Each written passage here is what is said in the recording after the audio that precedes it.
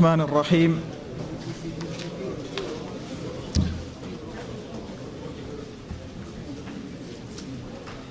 எல்லா புகழும்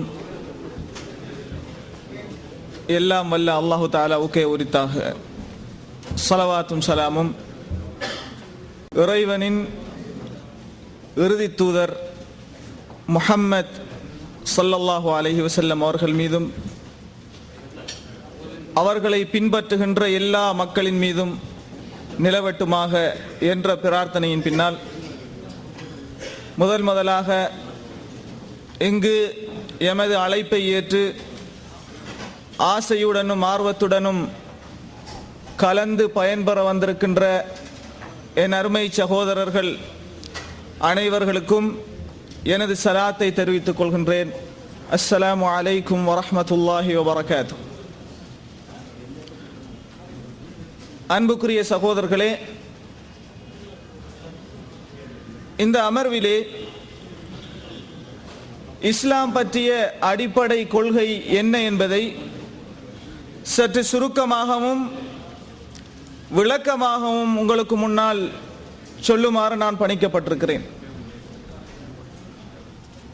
அன்புக்குரிய சகோதரர்களே, நீங்கள் பல இடங்களிலும் இஸ்லாமிய கொள்கை பற்றி வாசித்திருப்பீர்கள் அல்லது நீங்கள் ஒளி நாடாக்கள் மூலமாக கேள்விப்பட்டிருப்பீர்கள். இந்த அமர்விலே நான் அல் குர்ஆன் எவ்வாறு கடவுளை இந்த உலக மக்களுக்கு விளங்கப்படுத்துகிறது என்பதை ஒரு சில வசனங்கள் மூலமாக நாம் எவ்வாறு கடவுளை விளங்குவது என்ற சில விளக்கங்களை உங்களுக்கு முன்னால் முன்வைக்க விரும்புகின்றேன். அன்புக்குரிய சகோதரர்களே, அல் குர்ஆன் உலக மக்களுக்கு கடவுளை எப்படி அறிமுகப்படுத்துகின்றது, எப்படியான கடவுளை நாம் வணங்க வேண்டும், கடவுள் எப்படி இருந்தால் அவன் வணக்கத்திற்குரியவனாக மாறுவான் என்ற சில நுணுக்கமான துல்லியமான விளக்கங்களை அல் குர்ஆன் உலக மக்களுக்கு சொல்கிறது.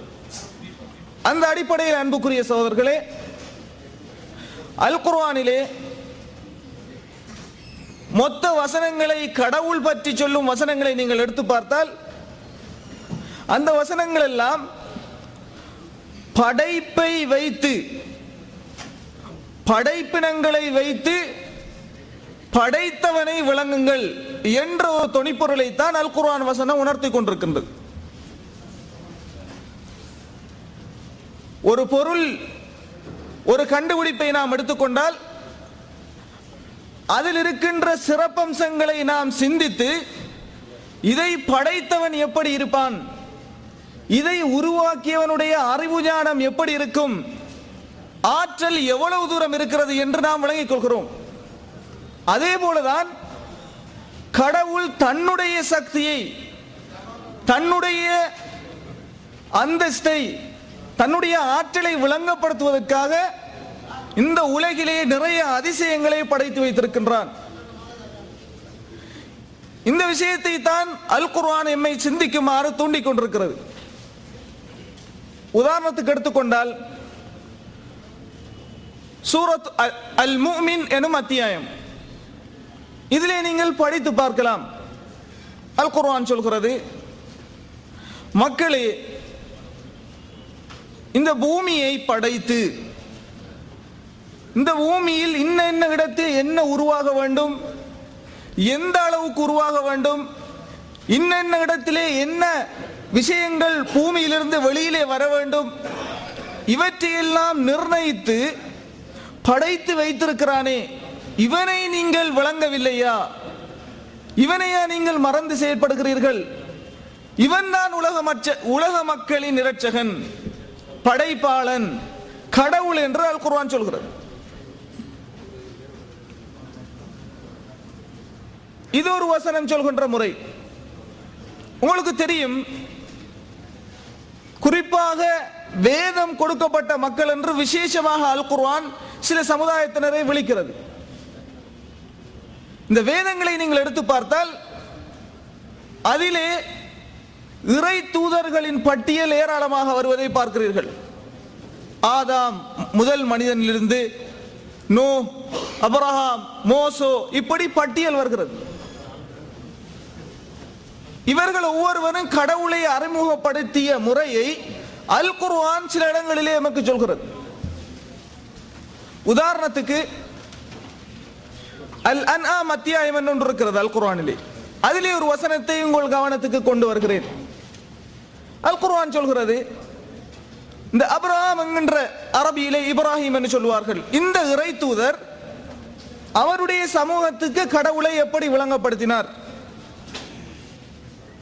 அவர் அனுபவ ரீதியாக அன்றாட வாழ்க்கையிலே மனிதன் காண்கின்ற சில விஷயங்களை வைத்து கடவுளை விளங்கப்படுத்துகிறார். எப்படி விளங்கப்படுத்துகிறார்? அவர் நட்சத்திரனை பார்க்கிறார். நட்சத்திரங்கள் இரவானவுடன் ஜொலித்துக் கொண்டிருக்கின்றன. தன்னுடைய மக்களை அழைத்து சொன்னார், இதுதான் என் கடவுள் என்றார். நட்சத்திரங்களை பார்த்து இது என் கடவுள். ஆனால் காலையானதும் நட்சத்திரங்கள் ஒளி இழந்து போனன, பிரகாசம் இல்லை. இப்போது அந்த இறை தூதர் சொல்கிறார், அப்படி என்றால் இது கடவுள் அல்ல, இதனுடைய சக்தி, இதனுடைய பவர் இவ்வளவுதானா? எனவே இது கடவுளாக இருக்க முடியாது. இது வேதங்களில் சொல்லப்பட்டிருக்கிறது இந்த இறை தூதர்களுடைய வரலாறு. பிறகு அவர் சந்திரனை ஒரு நாள் பார்க்கிறார். சந்திரன் நட்சத்திரங்களை விட சற்று விசேஷமாக ஒளி கொடுத்து கொண்டிருக்கிறது. இது என் கடவுளாக இருக்கலாம். ஆனால் அதுவும் அதிகாலையில் ஒளி இழந்து போகிறது. சொல்கிறார், இதுவும் கடவுள் அல்ல. சூரியனை கண்டார்.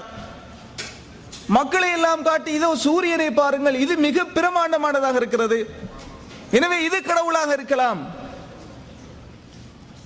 ஆனால் மாலையில் சூரியனும் மறைகிறது. எனவே மறைந்து போவது கடவுளாக இருக்க முடியாது. எனவேதான் அன்புக்குரிய சகோதரர்களே, இப்படி குறையுள்ளவையெல்லாம் கடவுளாக இருக்க முடியாது. கடவுள் குறையற்றவன். எனவே இவற்றுக்கெல்லாம் மேலாக ஒருவன் இருக்க வேண்டும், அவன்தான் கடவுள் என்று மக்களை விளங்குங்கள் என்று இந்த வசனங்கள், இந்த நடைமுறை ரீதியான சில விளக்கங்களை அந்த இறை தூதர் அந்த மக்களுக்கு சொன்னதாக அல் குர்ஆன் சொல்கிறது. எனவேதான் ஃபுஸ்ஸிலத் எனும் அத்தியாயத்திலே அல் குர்ஆன் உலக மக்களுக்கு சொல்கிறது, வமின் ஆயாத்திஹி அல்லைலு வன்னஹார், கடவுளை விளங்கப்படுத்தும் அடையாளங்கள், கடவுளை உங்களுக்கு சொல்லும் அடையாள சின்னங்கள் அஷ்ஷம்சு வல் கமர், சந்திரனும் சூரியனும், இரவும் பகலும், இவைகளெல்லாம் கடவுளை உங்களுக்கு சொல்லும் ஞாபகப்படுத்தும் அடையாளங்களாகும்.